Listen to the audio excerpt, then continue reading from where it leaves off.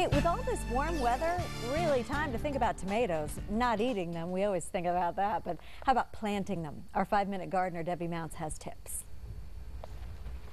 February, and it is tomato planting time. It's that time of the year that most vegetable gardeners in Tucson love because everybody loves their tomatoes. Okay, here I have a 4-inch tomato, and this is actually an heirloom variety. Now what I've done is I've gone along and I've pinched off all of the little side shoots on this plant. There were like 3 little side shoots. I pinched those off because tomatoes are one of the plants that actually will develop roots all along those little joints.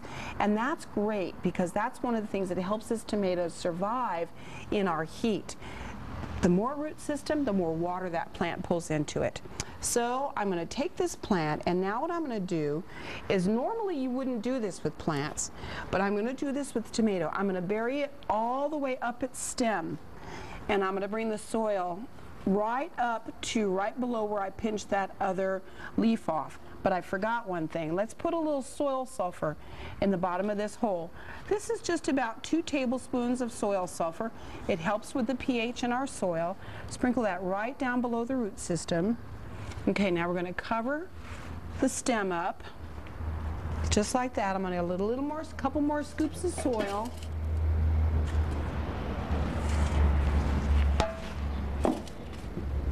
Bring it right up under that other stem. So this guy's going to get a nice strong root system and be able to withstand our brutal summers.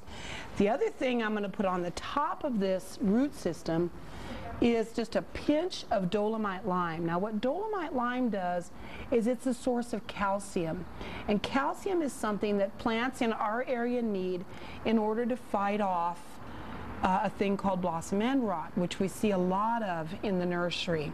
Okay, you've got this guy nicely planted. Now he needs a little bit of support because he's going to get kind of big. And this is a variety, this happens to be a variety, an heirloom variety called Cherokee Chocolate. Now we've never grown it in the nursery, so I'm planting it today and we're going to test it out and see how this guy tastes as he gets bigger. A lot of your heirlooms really have wonderful flavor to them. Okay, there he is. Be sure and be consistent with your watering. Try and give him some afternoon shade, and bring me a tomato when you're done. Thanks a bunch. Okay, the watering, what do you recommend? I always overwater. That's my problem. It's hard to overwater tomatoes in our heat, especially in a pot, in a container.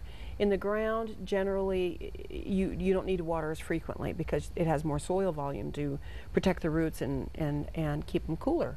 But in a pot, it's hard to overwater a tomato. We're watering ours every day even now. Oh, wow. Now, as the temperature's cool, then you'd probably go to every other day, but that's generally not the direction we're heading. We're going the opposite direction with more heat. And at this point, you don't want to use seeds. You need to plant plants, already existing plants. If you're going to do several different kinds. Yeah, pardon me.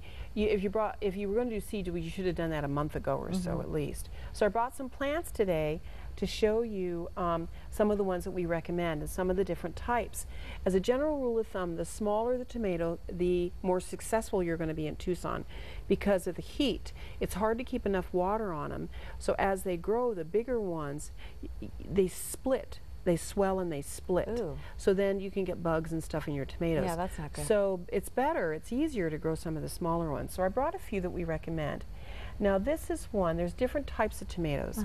This is one that's very heat tolerant. This is called Sunmaster. Yeah. That makes sense. And what it'll do is it'll generally set tomatoes about 5 degrees above what other tomatoes will set.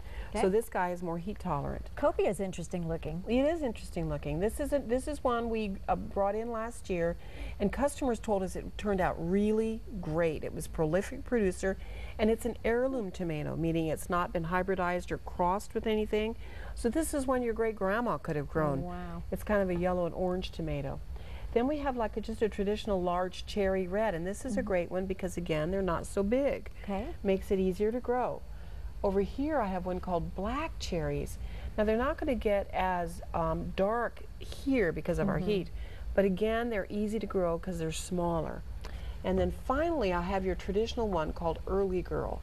And the nice thing about Early Girl is that it sets tomatoes more quickly before the heat hits. so then you actually get tomatoes before Early, it gets it's early, bloody girl. hot. It's early, girl. All right, well, Exactly. Debbie, give us something to think about, and we just got to pick and choose and plant. Yeah, come see us. We'll help you. Hurry up. All right, thanks, Debbie. You're welcome. All right.